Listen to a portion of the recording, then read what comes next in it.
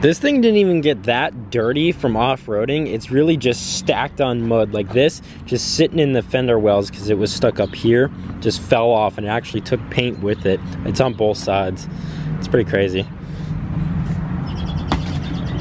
But the cliffs was really, really fun. I think I'm gonna start going a lot more often. It was really nice to be able to like have the confidence of getting stuck and knowing that you're gonna be able to get pulled out by someone there. Anyways, moving on. Today's video isn't gonna be about that car. As you know, I've been trying to find the oil leak on the Corvette for a little bit now. It's still up in the air since the last video. I went under and checked it real quick. I just want to show you. So it seems to be leaking right there, which was a big drop from right here, right where the oil pan scraped. And that gave me a little bit of concern. I thought maybe, you know, maybe a little pinhole was created, but then I realized that it's been leaking like this since I've got it. And if anything, it's actually slowed down since I've purchased the vehicle. But you can see I scraped the oil pan a little bit there. These bolts here are a little bit scraped. And then up here, the oil drain plug, that's scraped as well. But other than that, I think that stuff is really just from going over speed bumps. I don't think that's actually getting any kind of impact from the ground. So like I said, I'm just gonna change the oil, so that means I gotta go to the store. In addition to getting oil filter, oil additive, I also gotta get some wires so I can extend this wire for the rear part of the underglow. That way I can bring it up to the control box and have the rear working as well. I got my chemical out, that way we can get going on the Miata while we're changing the oil on that thing. Also, I don't know if you noticed, but the Corvette is gone, and this is my new car. It's a Chrysler 300.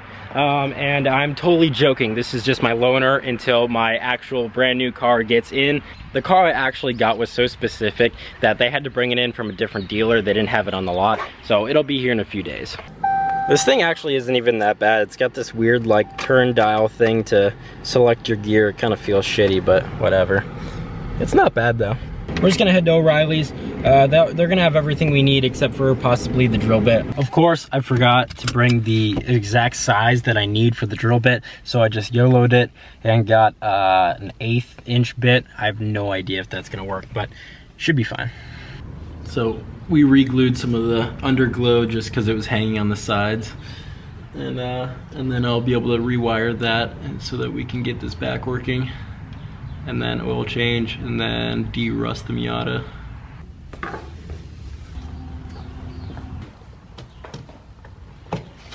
Just leave it like this, folks.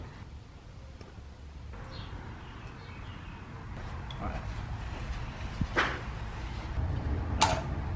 Here's the fun part. So we're just gonna electrical tape this all together. That way when we route it, kind of keeps it all together. After we get that done, I'm gonna do the oil right now. We can lower it on the ground, get this thing actually lowered, adjust the coils a little bit higher than I had it for WECFest. It was definitely a little bit too low, and now that I don't have the other Corvette, I want to actually be able to drive this thing more often. Pretty dark oil. Yeah, and it's pretty fresh too. The back is still not working. We've tried plugging these in like 5 times already. The connectors are just too big, or the other wire is too big. I don't know, but we're trying to figure it out. That way we can actually set this thing on the ground and set the ride height. But I'm done with the oil change, so it should be good. I put that oil additive. It should help stop some leaking. Hopefully, if it did all of it, that'd be nice. I'm sure, I guess it is a common thing for LS1s to have the valve cover gasket to leak. So I'll replace that eventually. I know that at least the passenger side valve cover is leaking. So that'll happen at some point in the future, but I don't know, I'm lazy, I'm not gonna do that. While he's fixing up this last one, I'm gonna take this chemical and at least start getting some of this done, see how it works. We just started, I did a little bit of this fender, and then look at how clean this looks already. But this is $100 gallon, and we've already used probably like a 1/16 of it just to finish this little tiny part.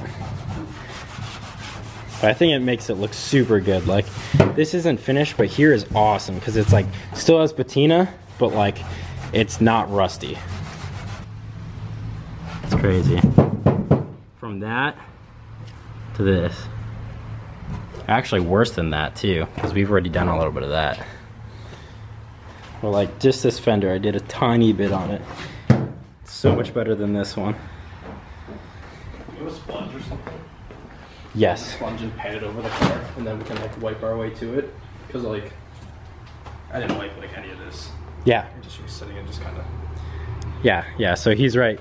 If you just let it sit, you almost have to let it sit a little bit and then scrub it off, because that way the chemical can actually put in its work and, you know, do whatever it does to help eat up that rust. So yeah, I'll go get a sponge or whatever. Look at that difference. Insane. I put a little bit on this door, but it's still working its magic.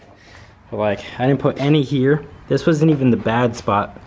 And then all this, you can just see that it's starting to go already.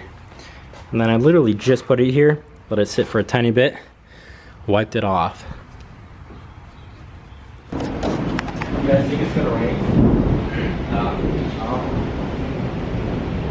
Just asked if it's gonna rain. Pouring out. Anyways, I just got back. I got some pizza and they actually finished it up for me. This is awesome. It looks so good. This is exactly how I want it. This is exactly what I'm talking about, where it has patina, but it's not rusty. It's absolutely perfect.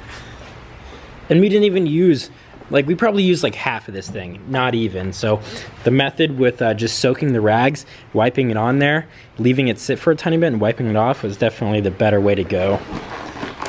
It looks perfect though. And the other side looks even better than this side.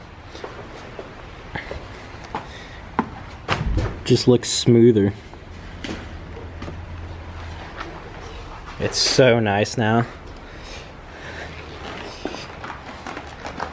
He's finishing up the headlights, getting inside there. We couldn't get that with the hood down, so I just lifted up those headlight covers a little bit. And like I said, we're gonna be repainting these bumpers. That way they're at least all consistent, probably the same exact color. I think we're gonna have to end up sanding that.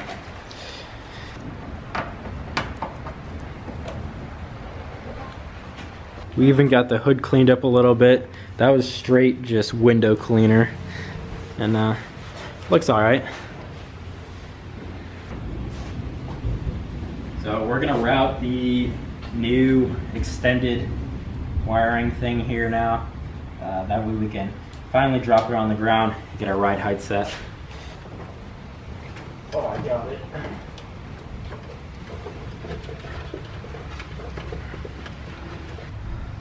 So we're just routing it under this floorboard thing right here, this side skirt. Trying to. Yeah. Not the best install, but it's in there and it should still be working. We just tucked it under that side skirt like we talked about. I'm gonna put it on the ground, adjust the ride height, get it sitting how I want it to sit, because it was sitting a little too low for me before to actually be able to drive it and enjoy it. It was looking really good. It just, I want it to be a little bit higher. So we got the Corvette sitting pretty perfect. Front, the rear, sitting good. Front maybe a little too high, but it's probably better too high than too low. But this is how it's gonna be sitting for now. I like the way it looks. We went to Walmart and got some paint for the bumpers. That's not gonna happen today, it's raining. And then also we got this vinyl, this yellow wrapped vinyl. That way we can fix this. I told you one of these covers fell off, so I'm gonna pull these off and we'll put some new vinyl in here. That way both of them are yellow again, since I don't want them to just be bright white. Easy. If you have a... Yes, I do. Fascia. So we're thinking we're just gonna take this front part off, and that way we'll have a flat surface to work with rather than trying to cut the vinyl out in this little shape here. So, wow, nice. If they weren't oily enough. Engineer. Nice.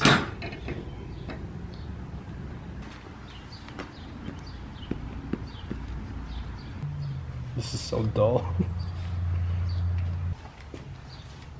We got one of the aux beam lights covered. This looks so much better than just the covers being covered.